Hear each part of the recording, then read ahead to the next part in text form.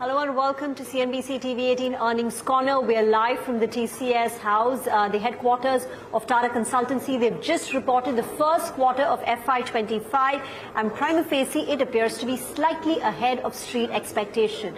We don't have too many details, but the rupee revenue growth has come in at 2.2% sequentially.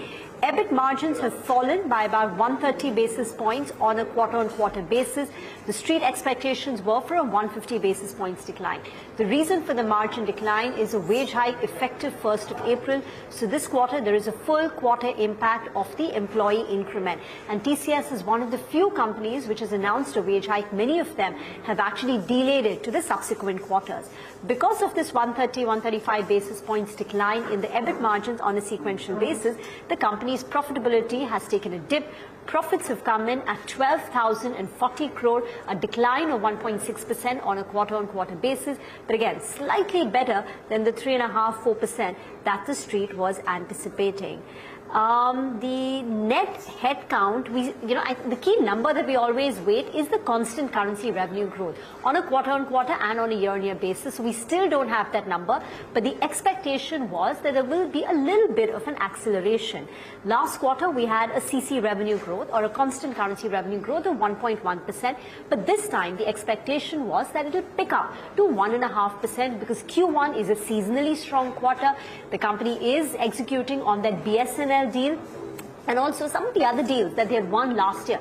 Last year was a bumper year in terms of deal wins. The company won deal wins in excess of $42 billion. So as they execute that, the revenue will accrue to the company in Q1 of FY25 and onwards. So that's the reason why we were expecting a pickup in revenue growth. But the question is, when the revenue number comes in, does it also show some evidence of a pickup or a recovery in discretionary spending?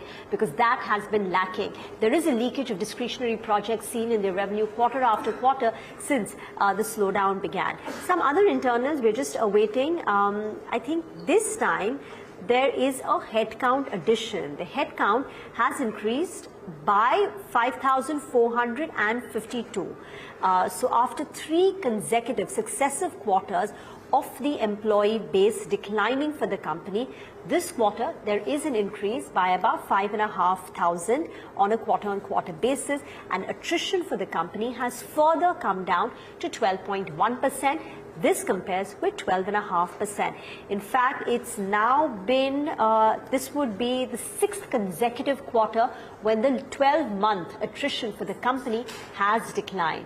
So that's another important, supply side internal. Some statements coming in from K. Krithivasan, CEO and Managing Director.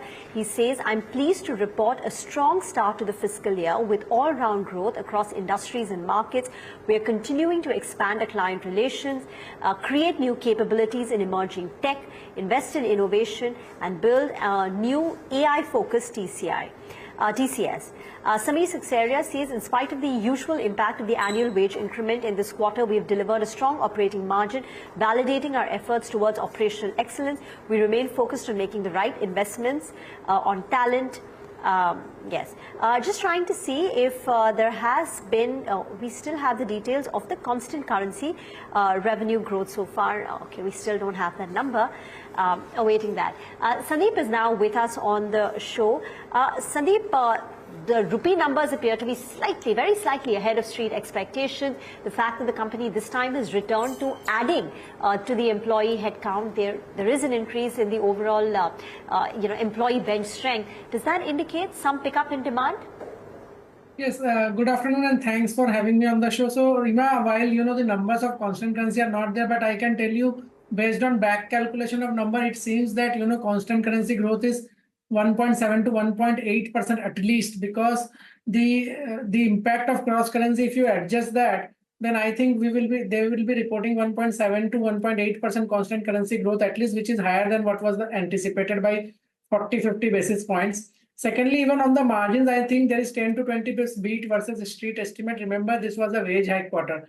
So if you remember our conversation last week also, I said that this is the quarter where we will start seeing upgrades rather than downgrades. So I think this number, even if we don't have all the details, based on whatever detail we have, I think it is a big beat compared to what estimates were. And because of that, I think at least there'll be some positive commentary and also some positive upgrade in analyst numbers from this quarter. That is the way I look at the numbers. Okay, we have the constant currency year-on-year revenue growth, and that has come in at 4.4%. In the prior quarter, it was a 2.2% annual increase in the constant currency growth rate. This time it stands at 4.4. Don't have the quarter-on-quarter, but Sandip, as you're saying, it should be at 1.7, 1.8%, doing the rough math. Do you think there will be any upgrades to the FY25 estimates based on what we've seen on the top line and on the margins? See, in my top line, I am not sure whether there will be much upgrades because, it is a very large size company, and even if you upgrade the number by 1 or 2%, it doesn't move the needle. I think the big upgrade should be in the margins because the attrition is now 12%, which was pre-COVID level. And at that level, your margin will be should be 27%, and we are at 24.7. So I clearly see there will be 2-3% margin upgrade, which will be there on the street. And based on TCS sensitivity of EPS to margin, I see at least 10-12% EPS upgrade for TCS based on these numbers. Okay. Fine. We also have Prakash Diwan with us on the show now. Prakash, the stock moved up towards the end, ended up with a gain of about 0.5%, and it's done well over the last fortnight, 1 month. Your thoughts on the numbers? Good afternoon, Deepesh. So I think we've gone into earnings with very low expectations as far as TCS is concerned. In fact, the expectation was that there would be some EBITDA softness given the wage hike and utilization levels and all. But what these numbers tell you, at least the first cut, seems that things aren't as bad as what the street was anticipating. And remember, if we are anticipating sequential growth in all the verticals, be it BFSI, and of course BFSI is a big piece, but if the other verticals also kind of start contributing decently enough, then there is an expectation build up that this would be probably the start of a bit of a change. As Sandip also rightly said, it could build some expectation towards a favorable move. But I would believe the key thing to look at, the key positive that I have seen in this set of numbers that you discussed is the new hiring. I mean, finally, there is a semblance of anticipation of growth that the company probably has. So in spite of the wage hike, which typically this quarter always grapples with, they would be seeing some sort of a build up on utilization levels, and that's probably what they're preparing. And the next quarter could probably be even much more higher in terms of quantum. So if that sets a favorable trend, then probably you have a re-rating that the stock would have some upgrades, which would probably give. It'll still be sketchy. I don't think it's a universal upgrade for everybody as yet. People like to wait to see different things.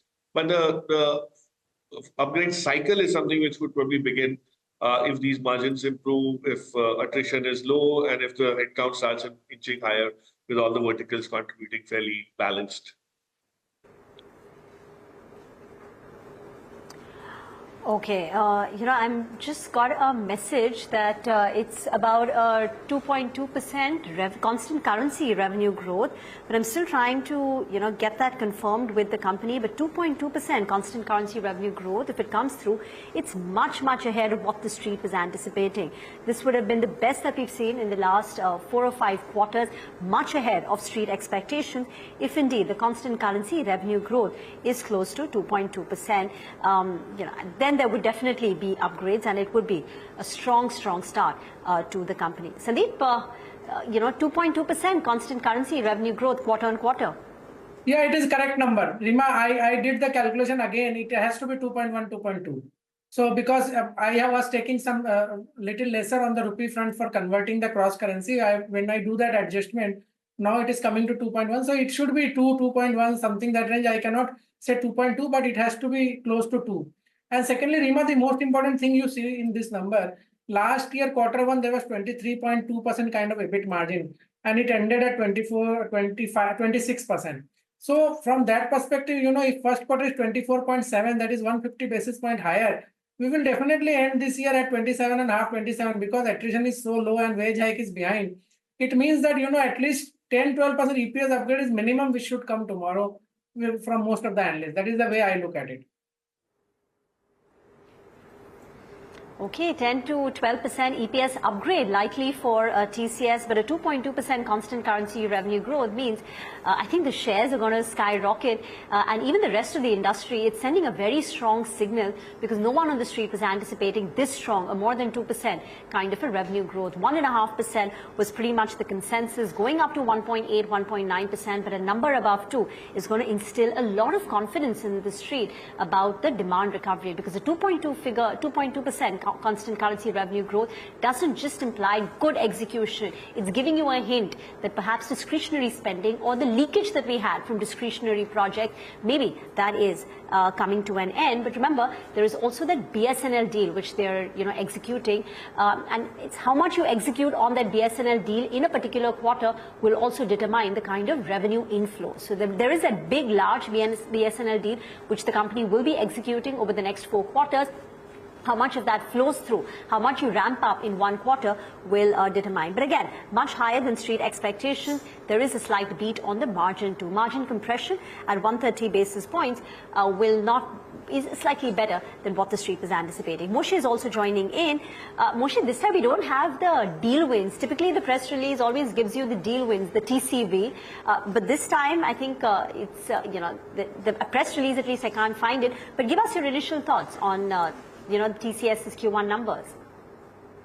Hey, Rima, good to be here. I would say one specific thing probably drove this sequential growth uptick. I would say the fact that finally we're starting to hear that the deal flow or the deal wins that we've seen in the past 12 to 18 months are starting to convert more consistently into revenue growth.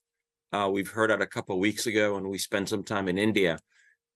Remember, that was the biggest issue in my view for the industry, was that you had this disparity between deal wins that were very strong and revenue growth was actually pretty weak. And it seems that some of those deals that were signed 12 to 18 months ago maybe took some time to materialize or convert because your typical enterprise company took a second look at those deals and maybe they got tweaked a bit. And maybe some of these started to incorporate Gen AI related productivity improvements. So that took some time. And remember, not every company in the space has that exposure to what we call cost takeout deals. So I think that should favor some of the others that had those large deal wins. And we'll start seeing that sequential growth that we started to see at TCS.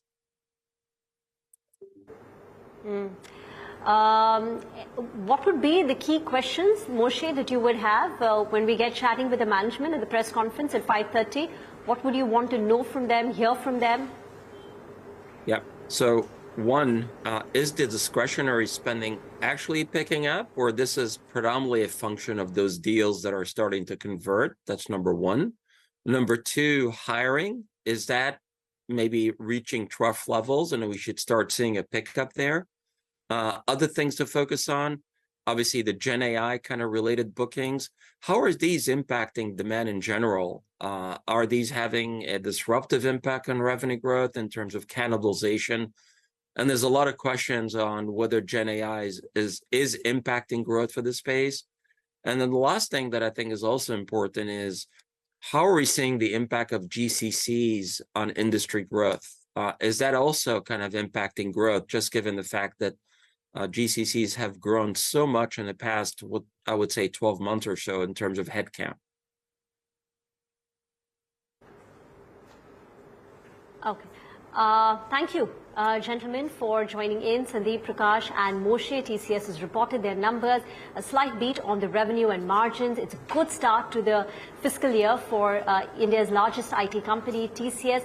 Also this time, the supply side dynamics are looking better, while attrition continues to moderate and is coming at 12.1%. After 3 quarters, the company has also gone out and hired more than 5,000 employees on a sequential basis, also a positive sign.